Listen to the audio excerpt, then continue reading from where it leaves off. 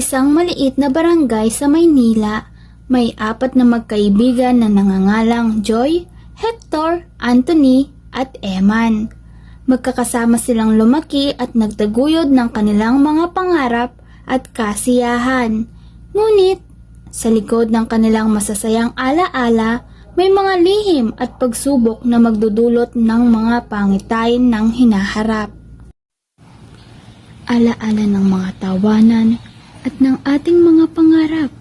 Sa bawat hakbang, sa bawat galaw, tayo'y sabay.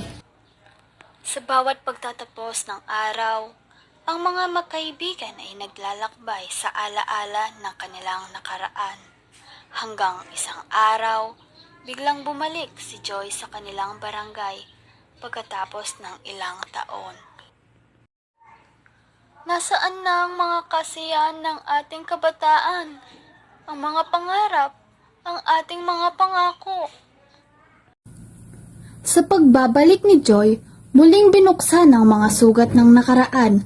Nagtungo sila sa kanilang dating paaralan, nagbabalik tanaw sa mga alaala ng kahapon. Balikan natin ang mga panahong walang kamali-mali sa hinaharap, ang bawat paluan sa bawat laro, ang bawat hampas sa gitara. Ngunit, sa kabila ng kanilang pagbabalik tanaw, hindi maiwasan ang mga lihim at mga kasalanan ng nakaraan na unti-unting lumalabas. Hindi na pwede muling maging masaya, hindi na pwede muling maging tayo. Ang kanilang pagkakaibigan ay nilamon ng galit at poot. Ang dating musikang nagbibigay saya sa kanila ay naging tugon sa kanilang lungkot at pagkadismaya. Anong nangyari sa ating mga pangarap? Anong nangyari sa ating mga pangako?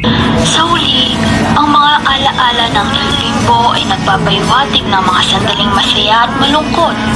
Ang bawat nota ay nagdadala ng lungkot at pangungulila sa mga pangarap na hindi natupad at sa mga pagkakamaling hindi mabubura sa kasaysayan.